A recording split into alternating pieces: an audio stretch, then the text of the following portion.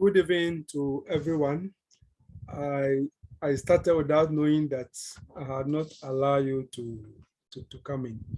Yeah, so tonight we would like to discuss constitutionalism in constitutional law as a result of a request which some of you have made to me that you would like some revision on that topic. But just before we start discussion of constitutionalism tonight, just to re-echo that which we are supposed to be aware that the MCQ component of the examination is no longer there. You know, the authorities in charge have actually resolved to let to just do written exams, that is either the essay or problem-based or combination. So we are sure about that. So before we do any substantive revision on the topic that I have mentioned, I would like to advise you based upon an observation which your examiners have been making from what they see from students' performance. And that has to do with the fact that we have a good percentage of students or good fraction of students who obviously have learned their stuff. So they have knowledge. They don't have knowledge deficit as far as the question being tested or being asked is concerned. Regrettably, they are lacking in the proper way in which to present their ideas, to compose an essay or a response which is appropriate for someone who has undergone LLB training. So I want to just give a short advice to those of you who are here tonight, and probably anybody who would also listen to this recording, that one good thing you can do to yourself and for yourself while preparing for the law school entrance examination is to, for the same subjects, okay, just take a question. Any question from any of the topics, you sit down, you compose your answer. Don't just compose your answer based upon what you're able to, your own recollections and all that. That is fine. Now, when you finish, put the answer that you have written aside and allow 24 hours or 48 hours to elapse, okay? Then go back to the answer that you compose, the last 24, the last 48 hours, okay? And be objectively critical about what you have written. Read what you compose. That is when you attempted solving the question. Whatever you compose, read it, and then as you read it, try and critique every aspect of the answer that you did in terms of first structure as the whether the answer that you have done, is it just you've thrown every information out there without any structure, without any shape? Do you have logical coherence, logical structure? So ask yourself, test what you wrote the last 24 hours or the last 48 hours for that. Find out. And as I said, be brutally critical, frankly honest in trying to review what you did, because the objective is for you to become conscious of those things which you put in your answers, or how you present your answers that will not let to score good marks. That is why I'm taking you through that self-introspection, that kind of a particular way of critiquing your own response. Now, when you are done with the structural review, also do what you call like the language, okay? Do language review. If I say language review, in terms of expression, are you very satisfied with the expression, that is the English language, right? Basic, basic grammar, and then basic punctuation, right? Basic grammar, basic punctuation, look out for that. And in relation to that, because this is law, we also have certain requirements when you are writing law. For example, proper capitalization, right? If you're writing acts, and instead of writing capital A and then the other CT, assuming you just write small a CT, certainly you know that what you have done is not legislation as in the Act of Parliament you are referring to something different. And all those things, they annoy markers and examiners, especially so when they know that they are marking a script by someone who has successfully gone through 3-year or 4-year LLB. Yeah, so you look out for that. So that is, so we talk about like the second one, which is the language check of what we did, or language review. Then the third thing I would like you to review, or you look out for in reviewing the answers that you composed 24 hours or 48 hours ago, is to do what we call like the content, right? The content check. Now, you can look at your notes, you can look at your textbook, you can look at whatever material that contains the right stuff as far as the question that you attempted answering the last 24 hours or 48 hours really contains, to find out whether in terms of content, what we're able to compose is close to what is contained in the material or your textbook or your notes. And finally, as part of the content check, the topic that the question falls under, certainly there are certain key authorities, okay? There are certain key authorities, be it relevant provision of the Constitution, Acts of Parliament, or case law. So as you are doing the review of the answer you composed the last 24 hours or 48 hours, ask yourself, from the textbooks and so on, your notes, what are the leading authorities on this particular topic? Now look at what you did. Were you able to capture some of the leading authority on that topic in your answer?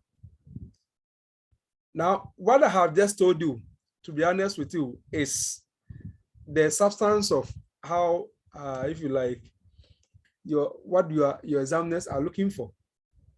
And if you do this kind of review, right, this exercise I have suggested to you, if you do it about 2 or 3 or 4 different occasions, I am quite sanguine, I am quite positive that you will be able to substantially overcome most of the mistakes which students make, for which reason you don't get the marks that they deserve for all the hard work that they be doing in learning.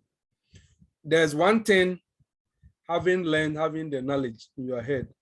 And there's another thing, you being able to deploy, that is to utilize that knowledge to respond to questions as asked by the examiner. So let us keep that in mind. It's very important.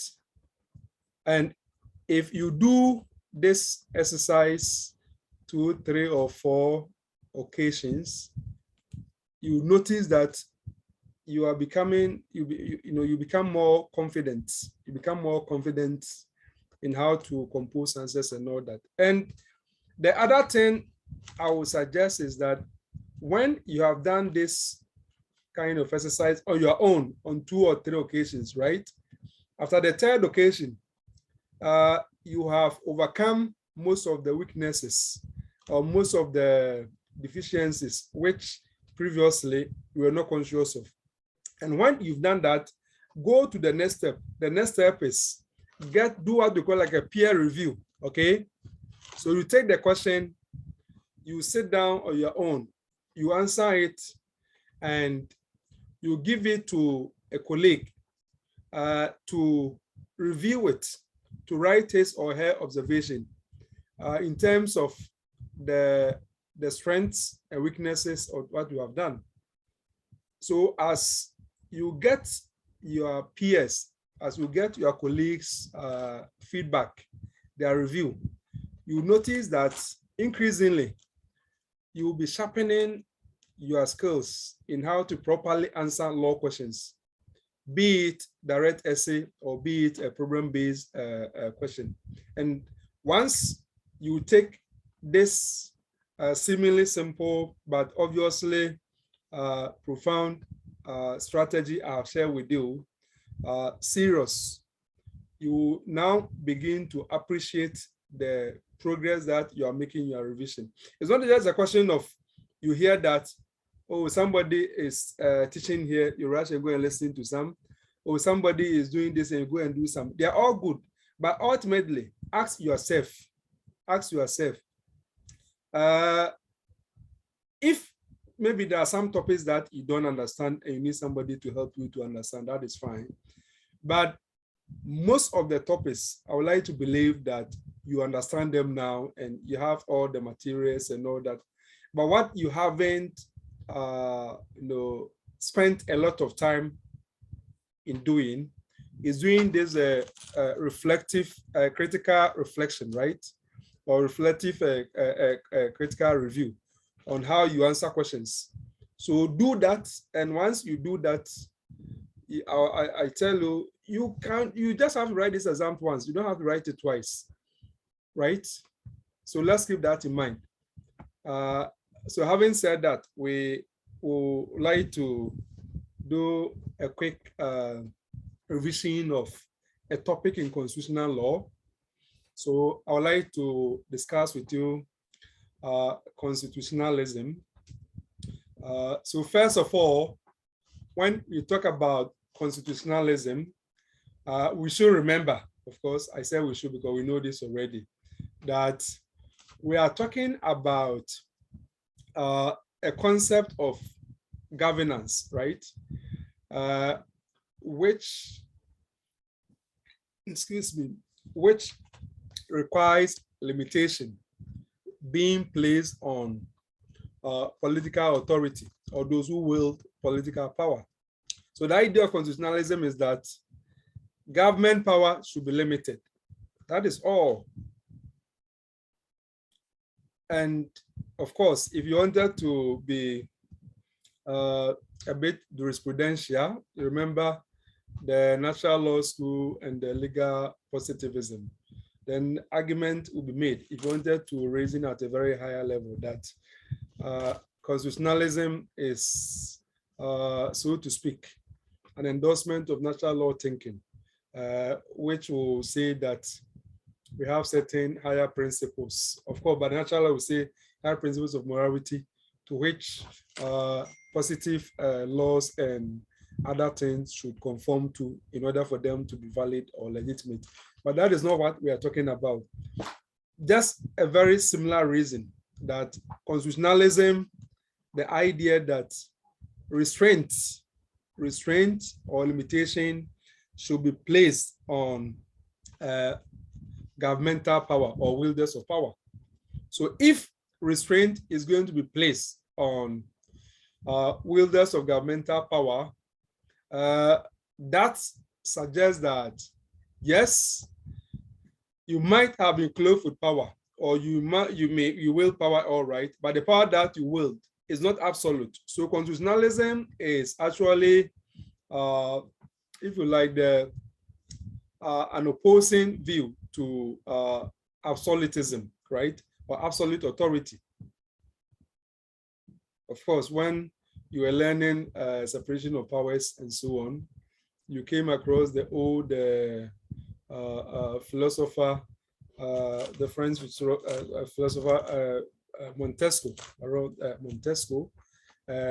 where we also hear that absolute power corrupts, and absolute power corrupts absolutely, and so on. Of course, where power is conferred and there are no limitations, the liberty of citizenry will suffer, because the liberty of citizenry will not really be safeguarded, because those who wield political authority, they can exercise it anyhow. And since they can exercise it anyhow, that will amount to trampling upon the rights, freedoms, and liberties of the governed or the citizenry. So that is a very important thing for us to remember. So constitutionalism, the legal and political thought or concept that limits or restraint should be placed on governmental power or governmental authority. Then the question will arise, does it mean that anytime,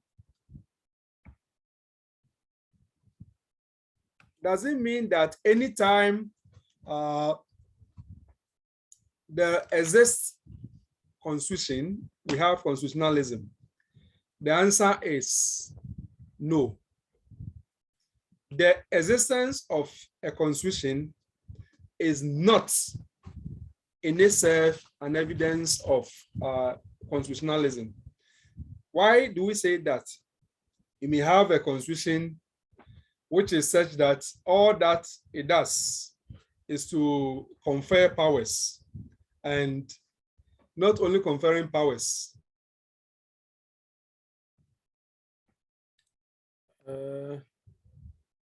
Very sorry about this. The net went off again. But yeah, so I was making the point that having a constitution is not in itself a guarantee that constitutionalism is being practiced, since the constitution may not have actually placed any significant restraints or limitations on the wielders of political authority. And we need not go far. All of us are too familiar with the 1960 Constitution, okay? And the famous Ray Akoto case in a constitution where, you know, we get the sense that certain undertakings or declarations or proclamations made by the president, for example, in itself, are not supposed to be understood as a measuring rod or a yardstick or criteria by which we judge the propriety or otherwise of the exercise of governmental authority and so on. So despite the fact that you have a constitution, you don't necessarily get the idea of constitutionalism being reflected. So that is one thing. And another point to illustrate, or another thing to illustrate the point we made, that having constitution is no panacea for constitutionalism. We can go to even the military regime. Because the military regime, when they come to power, they have what we call their constitutive instrument, which is known as the proclamation. They don't use the word constitution, but if you understand what the constitution is, in a sense, that also suffices as their constitutional document for their purposes. Because as far as they are concerned, that is what gives legitimacy, right? Legal legitimacy to the power that they are exercising, despite the fact that they disrupted a pre-existing constitutional order, as we know too well with the various military regimes that we have witnessed. And of course, within those contexts, you notice that you don't get the idea of restraint very well.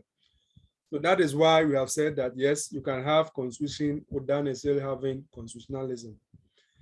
But in modern times, anytime you have a constitution, it is expected that by opting for constitution itself is acknowledgement that there's a need for constitutionalism. Why do you say that?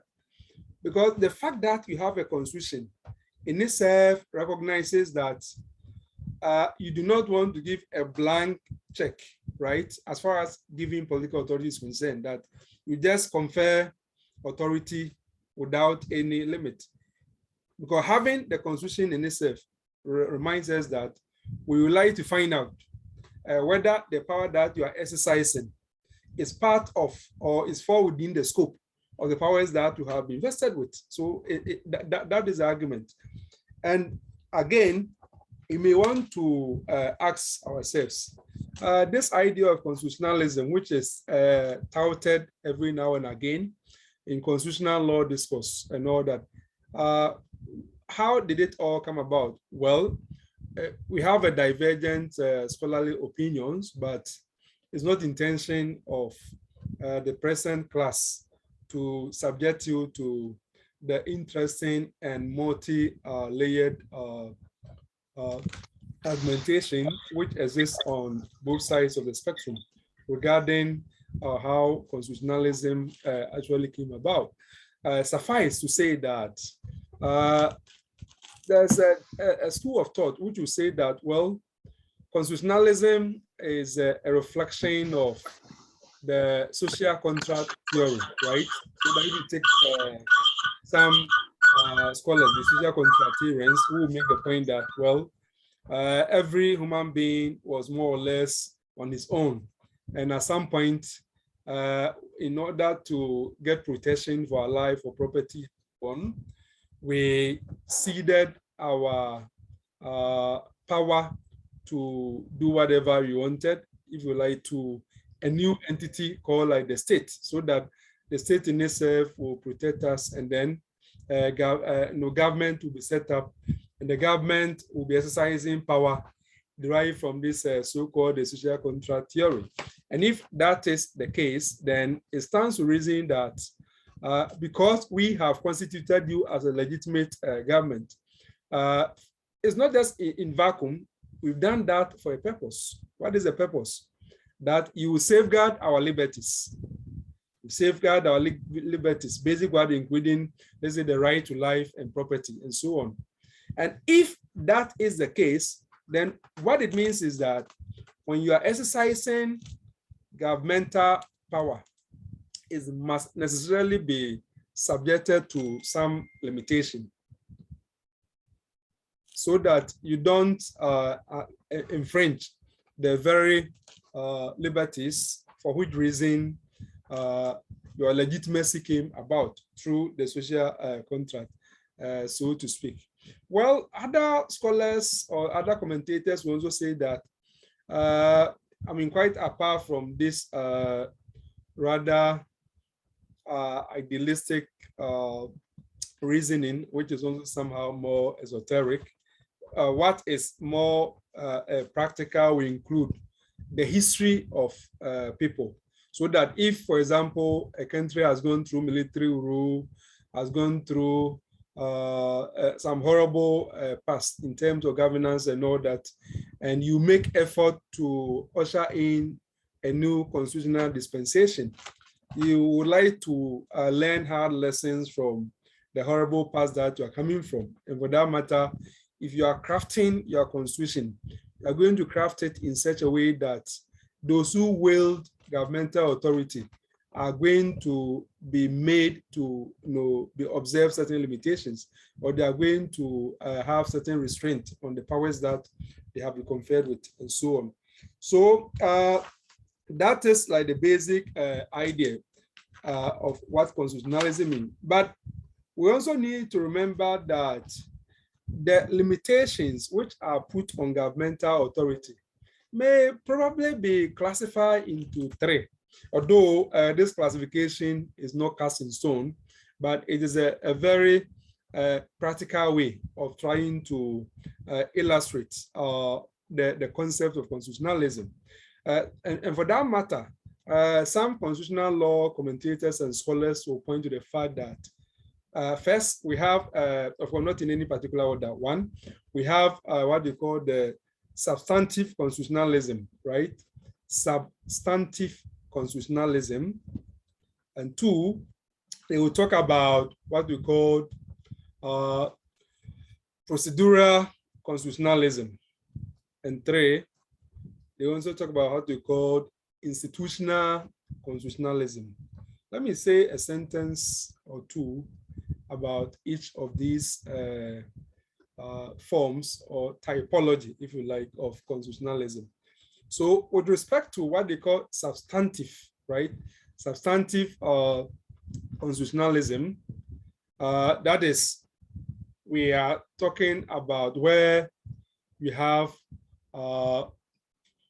either direct denial of exercise of a certain power, right?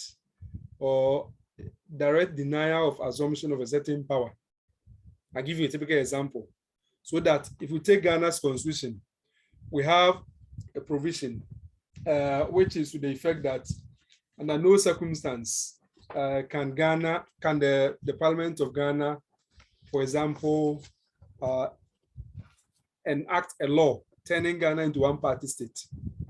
I mean, this is quite significant in the sense that if you look at the Constitution, there's no doubt the Constitution has given what we call the legislative power, that is the power to make laws to Parliament. Nevertheless, the Constitution is saying that, yes, of all the laws that you can make, under no circumstance can you make a law turning Ghana into one-party state. So here, that is substantive constitutionalism. So in terms of the power that you have, we have placed a limit on you on an outcome that you should never produce from the exercise of the power that we're giving you. You have the legislative power, all right, but the exercise of the legislative power should never result in you passing or creating a one-party state. So that is, if you like, and is there a lot of other examples we can all point to. If you take even let's say chapter 12 of, sorry, not chapter 12, article 12 of the Constitution, that is the chapter 5, the opening provision on the fundamental human rights and freedoms, where there's a provision to the effect. I'm just trying to locate my Constitution, but it's not handy. Nevertheless, you know what I'm talking about. There's a provision to the effect that the executive, legislature, and so many other entities and organs are enjoined to actually abide by the fundamental human rights and freedoms embodied in chapter 5 of the Constitution. So what that also means, again, is that of all the powers which are be given various organs, various entities, independent bodies, and so on, the exercise of those powers are not supposed to infringe on the fundamental human rights and freedoms. So the whole of fundamental human rights and freedom, for example, in itself is an example of substantive constitutionalism, probably apart from one or two procedural constitutionalism embedded there in terms of some procedure, but that one is not a lot. But by and large, most of the things there, so far as they have actually guaranteed the rights and freedoms of the citizenry, they also constitute an example of substantive constitutionalism. Yeah, so let's keep that in mind. Not only that, there are so many examples. So the point just to remember is that in talking about substantive constitutionalism, we are talking about where a person who has been conferred with power should not exercise the power which will result in a forbidden or prohibited outcome, or it should not assume power which it has not been given, so to speak. So that is another thing that we should keep in mind. So for example, if you take, let's say, let's take like the Supreme Court. Supreme Court, yes, it is a final court for the final court of appeal. It has the power to interpret the Constitution, enforce the Constitution, and all that. But when it comes to enforcement of the fundamental human rights and freedoms, if you go to the Constitution, it's quite clear that the High Court has been given exclusive vote, enforcement jurisdiction. Of course, we are aware that in some cases, the Supreme Court may play around there, but that is not, you don't go to the Supreme Court and say that you want to enforce your fundamental human rights. You only go there where you think that there's an interpretive issue, right? And that interpretive issue also relates, for example, to a fundamental human right and freedom issue, and so on and so forth. For example, like the J. Ampofo type of cases and so on, that one is different. But otherwise, if you want to do simple enforcement, it is the High Court, which has got the exclusive original jurisdiction in respect of fundamental human rights enforcement. So let's keep that in mind. Then again, I also talk about procedural constitutionalism. So procedural constitutionalism, as the name suggests, has to do with the fact that you place limitations in terms of certain procedures or the manner in which power should be exercised, right? You've been conferred with power or authority, all right, but that authority is not supposed to be exercised anyhow. So there's a check against, if you like, arbitrariness and capriciousness. The authority that you have, for its exercise to be valid, must follow a certain prescribed, let's say, procedure or prescribed manner in which it should be done. Give you an example. Let's say that when it comes to another example of even like the, let's say, lawmaking.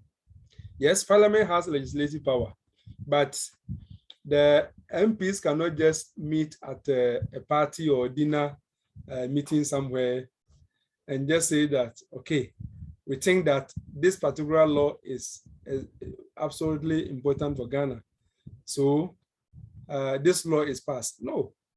If you go to Article 106 of the Constitution, we have elaborate procedures on what should be done before a bill can be passed.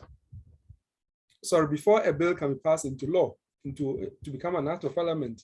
We know it, a whole lot of procedures you have to go through, right? Having the bill accompanied by explanatory memorandum, and even that, what should even be presented in the explanatory memorandum is prescribed.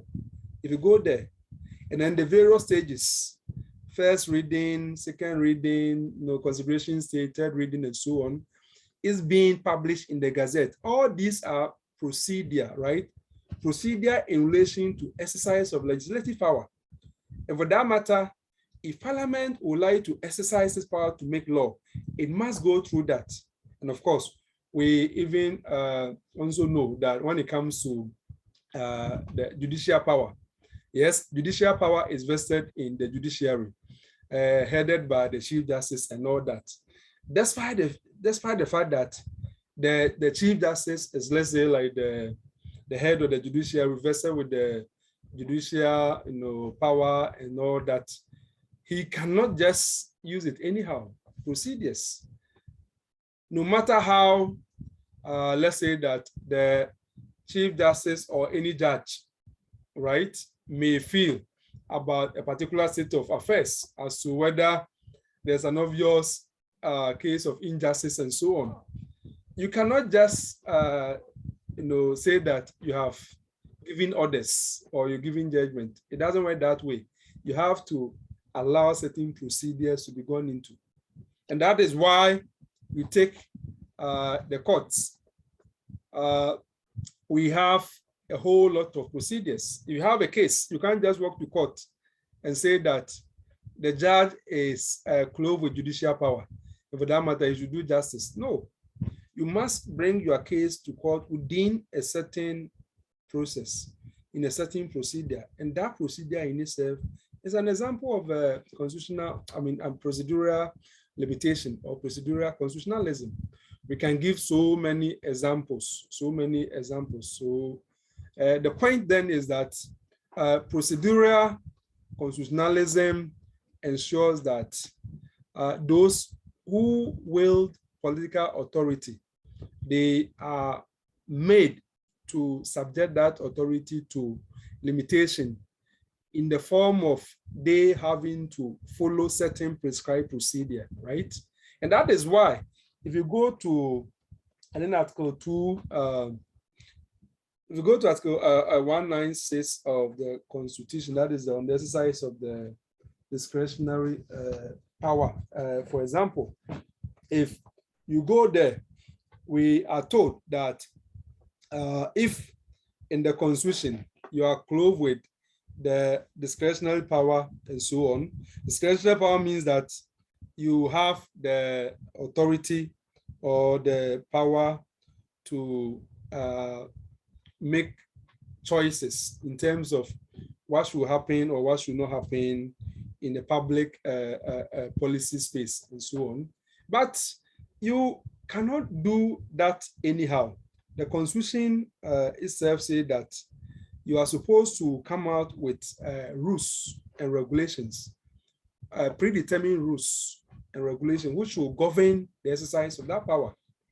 And if you look at a case of Eli Plim and others against Attorney General, the Supreme Court extensively reviewed the proper meaning and the context for proper exercise of a discretionary power. If you remember, in relation to the Muntie case, where the president granted the pardon, and then there was a challenge by one Eli Plim Avemaba and Nana Sandi Bedia to that the exercise of that power by the president was a discretionary power, and he ought to have actually followed the procedure contemplated by the Constitution, that if you are clothed with discretionary power, you must come out with predetermined rules to govern how that to be exercised. Of course, we all know how the majority decision stated that yes, it's not the type of that type of discretionary power envisaged by the Constitution, which should be exercised pursuant to predetermined rules and so on. I mean, that is not what is really of concern to us. The point we are trying to drive home is that procedural constitutionalism ensures that those clothed with political authority are made to subject that authority to restraint, to limitations, in order to safeguard the liberty of the citizen. Or let me give you another example. When it comes to the power of arrest, the police, they have the power to arrest, isn't it? That is power. They have the power to arrest, but that power to arrest is subject to procedural constitutionalism. You remember, I think the Article 14 of the Constitution and all that, the rules on lawful arrest, if you remember. So all those things, like before you can arrest someone, you need to tell the person the reason for arresting him in a language that he understands, the right to allow of his choice, and so on and so forth. All these are procedural matters, and the procedural matters trying to constrain the exercise of power of what? Arrests. Good. Then thirdly, we've talked about what you call institutional constitutionalism. Institutional constitutionalism. Institutional constitutionalism relates to, of course, if you are doing the doctrine of separation of powers, I'm sure that you'll be thinking about checks and what balances. Is very similar concept. The idea that in order to ensure that power is limited, you don't vest power in just one institution or just one functionary or entity within the apparatus of governance, and rather you try to ensure that an institution will check institution, and that, let's say that one institution alone should not be given a power which can be exercised without cooperation or without oversight, if you like, by another institution. So the idea of institutional constitutionalism is also reflective of what we call checks and balances when we are discussing separation of powers and then judicial review and so on. So therefore, we take something like lawmaking again as example. Parliament alone cannot make laws in Ghana. They need the executive headed by the president. So that is institutional constitutionalism, institutional limitation. An institution serving as a limit or as a restraint on political power, which are given to another institution. Yes, and you have the power to make law, but you cannot make law without another institution. So that is very important. And we can give so many other examples of institutional constitutionalism when it comes to appointment of ministers, right? The executive, the president has the power to appoint and fire any minister, but he also needs to involve lawmakers and so on. So that is important. So let us keep these things in mind. So having understood the three ways in which constitutionalism is often discussed or talk about, we will have to, when we are learning, right, we have to make effort and try and find out how the idea of constitutionalism is reflected in our constitution. And without actually confining myself to any particular text book prescription, but just as a student of constitutional law and having also lived through our own constitution, if you wanted to really reflect or demonstrate how constitutionalism is reflected in our 1992 constitution, as I said, the first thing you have to remember is in the fact of having the constitution.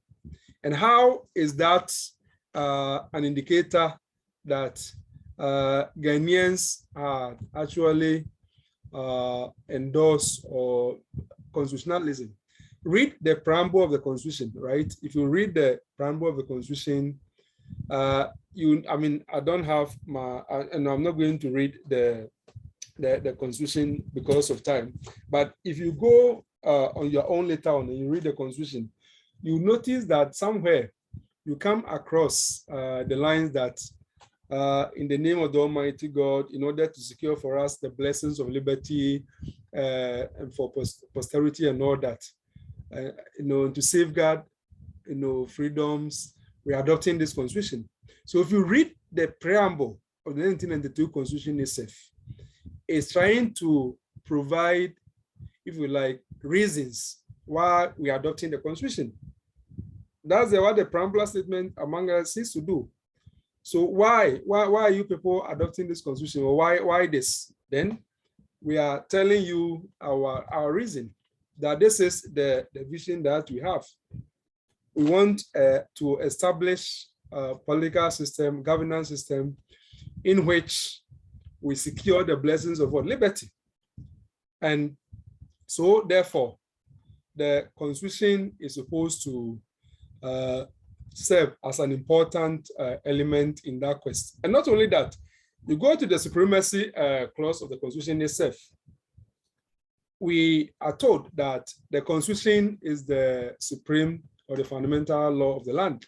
And for that matter, any law as well as any action, right, in contravention of or inconsistent with the constitution shall so be declared unconstitutional.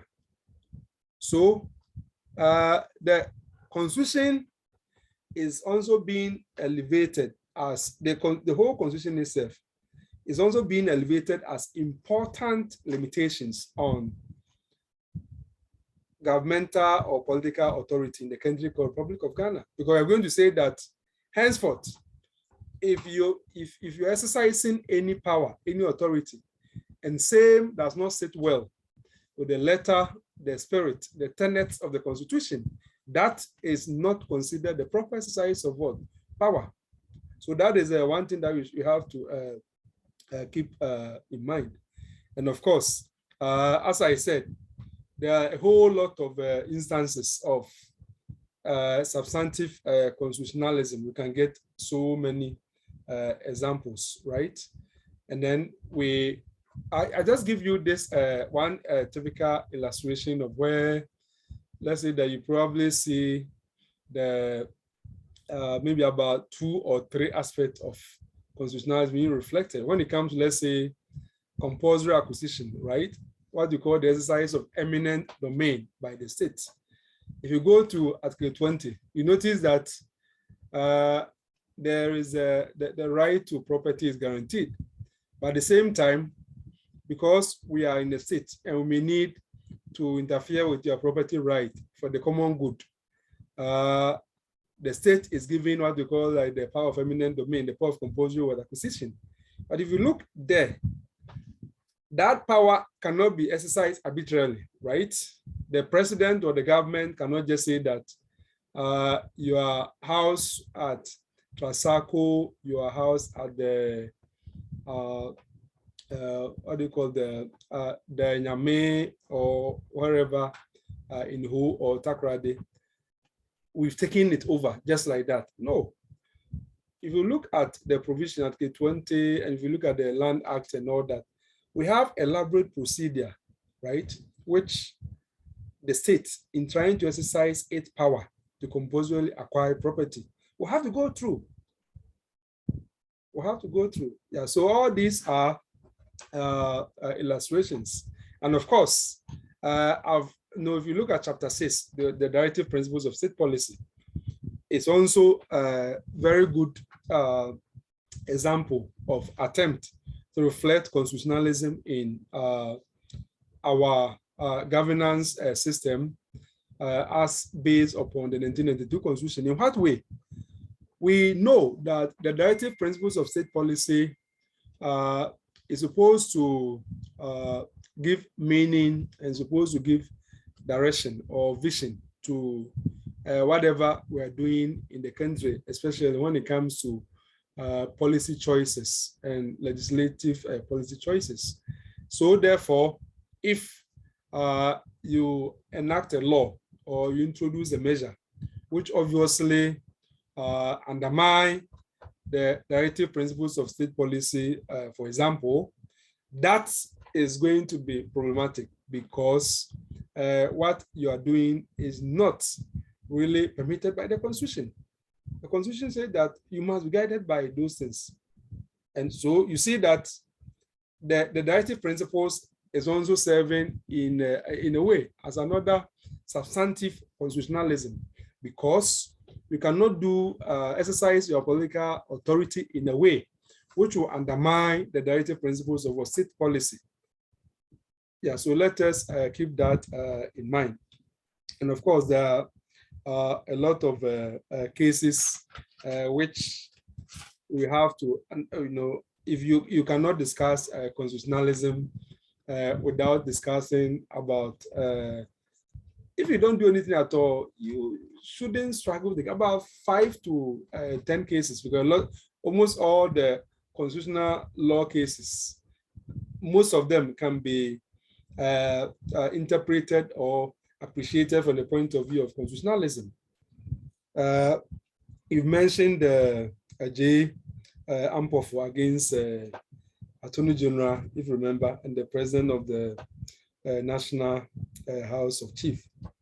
You remember in relation to the attempt by the lawmaker to have a law which makes it, makes willful disobedience to invitation made by a chief to be a criminal offense.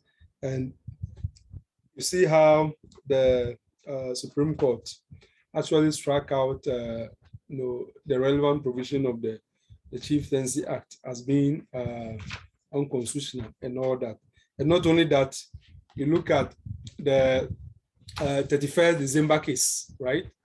The 31st December case, which said that if you look at the Constitution, right, of Ghana and all the relevant provisions that they cited, that you cannot be using the public resources, let's say, to celebrate coup d'etat, which actually disrupted pre-existing constitutional order. And okay, somebody is asking that I should tell the case involving the chieftaincy. That is the case of the J. Ampofo. J. Ampofo against the Attorney General. J. Ampofo against the Attorney General. Yeah, so that is the 2011 Volume 2 Supreme Court of Ghana Law Report, page 1104. So let's keep that in mind.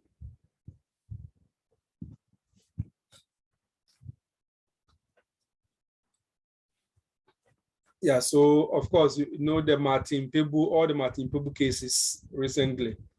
Number 1, number 2, number 3, they are all examples of constitutionalism, especially in terms of procedural constitutionalism, right? Procedural constitutionalism when it comes to the power of the state to prosecute a person who is alleged to have committed a crime, the procedural safeguards, or what Americans would say like the 14th Amendment and so on. Of course, we don't talk in that sense. The procedural safeguards, which are supposed to be ensured for the accused person, all these are examples. And so the point I'm trying to suggest is that I'm not going to just list cases, but the point I'll give is that all the constitutional law cases that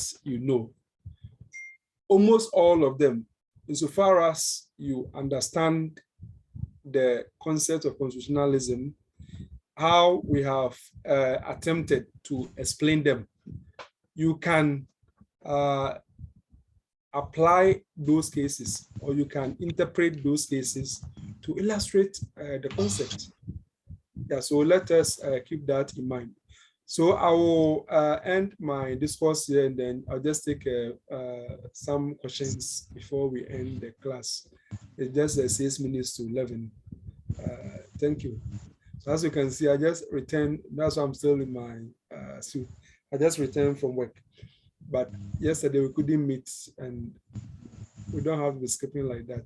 Okay, so any question you want to speak on, just unmute yourself and make sure that only one person is speaking at a time. Let me. Yes, you can unmute yourself if you want to, or add to what we have discussed. You want to make contribution, raise questions.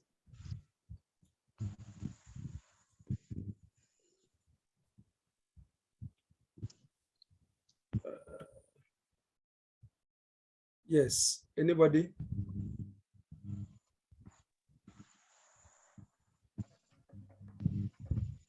Okay, so somebody is saying we should do citizenship. Okay, no problem, we'll do that.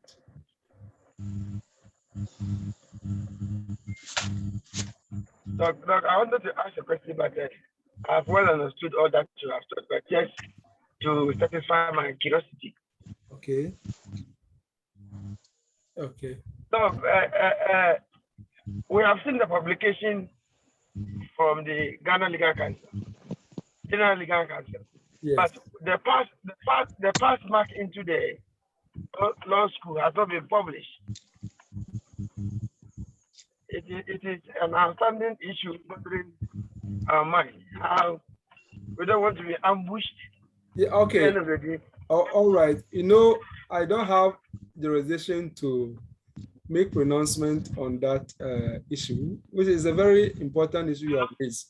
I don't have the jurisdiction to pronounce upon it, except to advise you that let us, of course, even that problem, in my view, is even is no longer important for good reason. Why do I say that? The advice said that they have canceled MCQ. So if we are not going to have MCQ, we are going to have only 2 compulsory questions. There will be nothing like whether you got 15 marks in session A or session B. So I think that the new reform which they have introduced in terms of they abandoning the multiple choice, I think provides a good answer to your question that that question is no longer, if I may say, very much problematic or relevant, because the bifurcation, right? The bifurcation that is having session A, session B, MCQ, and this is no longer there. So once you don't have the bifurcation or don't have the segmentation, then it's not really a problem. I don't know if that helps you. The question still remains unanswered, but since it's no, the question remains answered because all the time we know. No, but well. No, you see, with the 499. No, please, you know something. Let's concentrate on the things that I taught or the things that we'll discuss. Okay.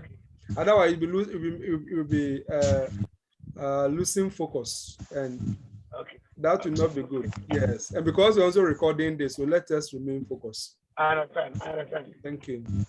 Thank you so much. Yes, anybody? Otherwise.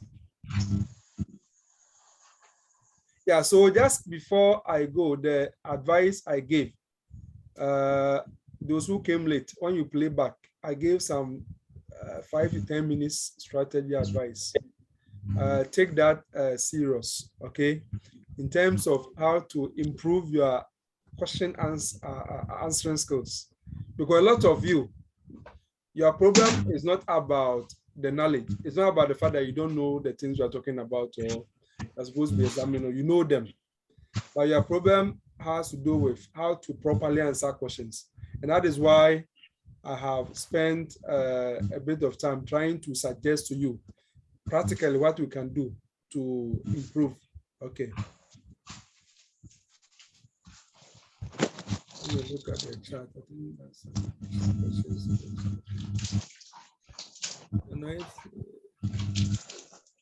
okay, so somebody is asking the question, can I say that constitutional instruments are examples of procedural constitutionalism and constitutional provision which gives effect to constitutional instruments and legislative instruments being substantive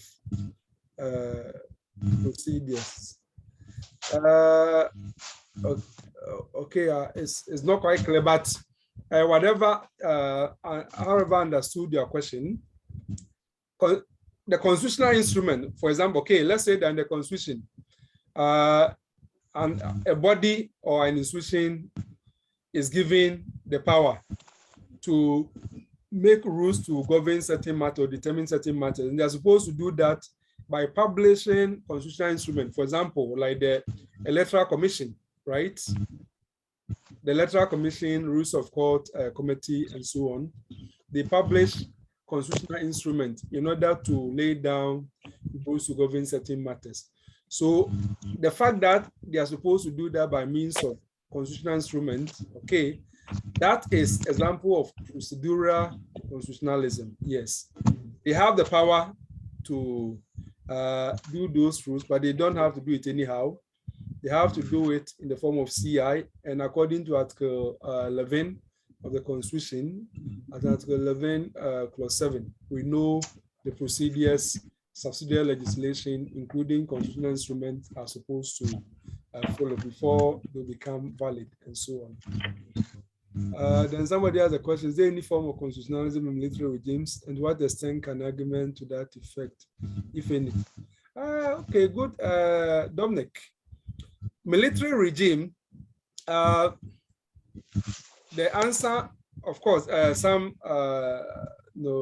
scholars will argue that the fact that military regimes, upon succeeding in disrupting the previous constitutional order, if you look at Ghana example or examples from our own country, you will see a certain trend that almost all those who do coup d'etat, one of the first things that they do is to do a document they call proclamation, right? Proclamation.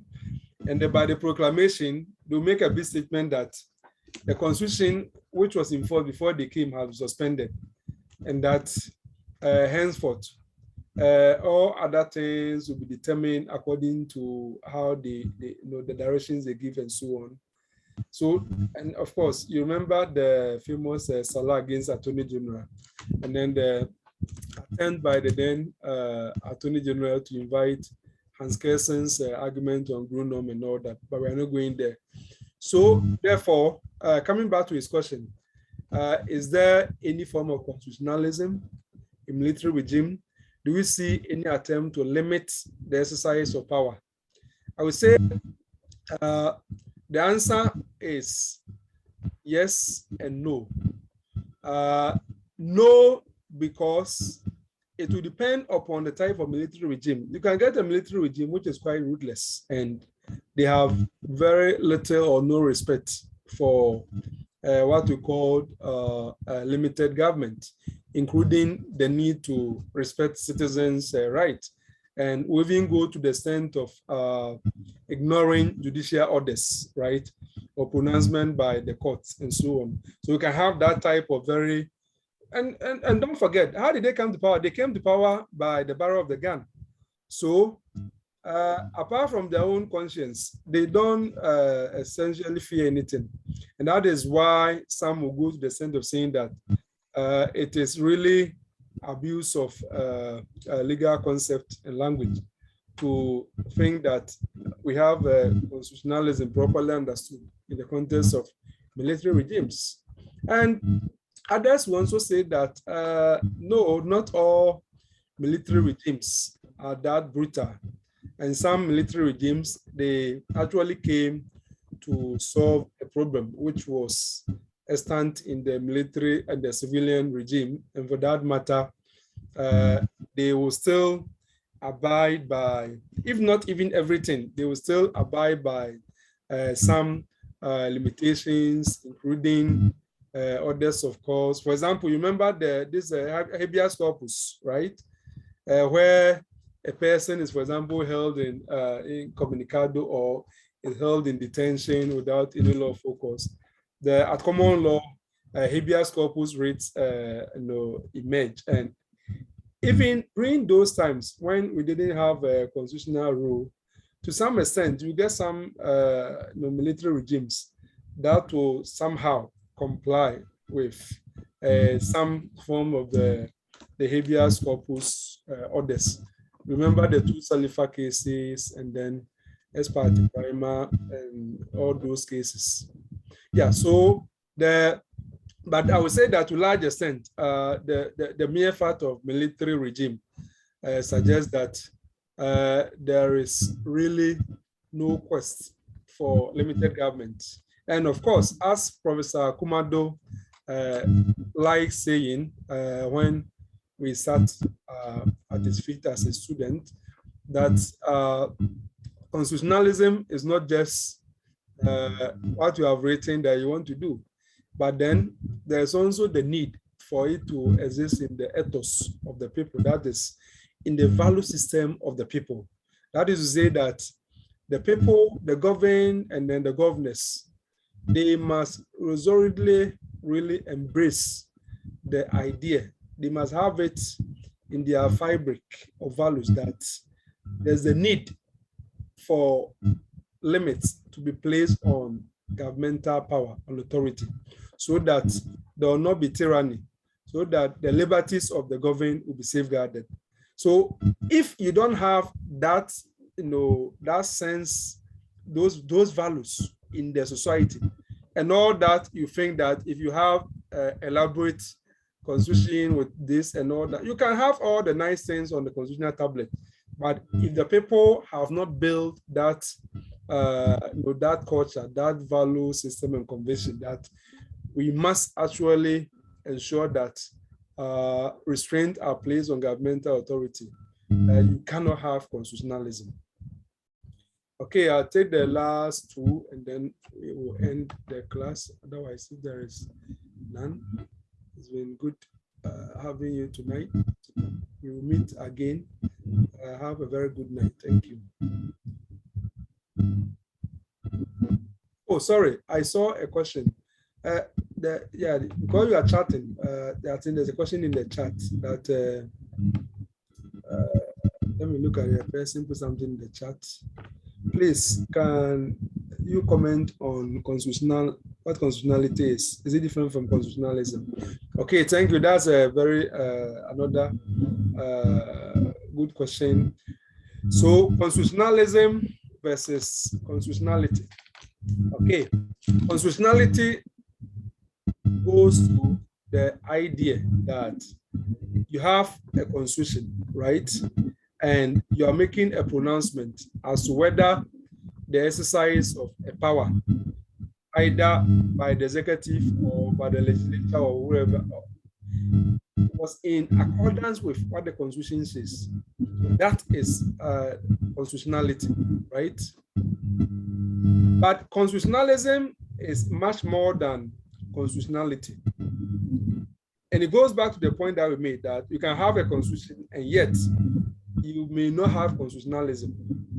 Because constitutionalism is not just having any document called constitution, right? It is the conscious recognition by the governor and then the governors, like the governed and then the governors or the ruled and the rulers, that there should be limitation, there should be restraints on those who wield political authority. And that is why I will agree with you that constitutionality could be different from constitutionalism. Okay.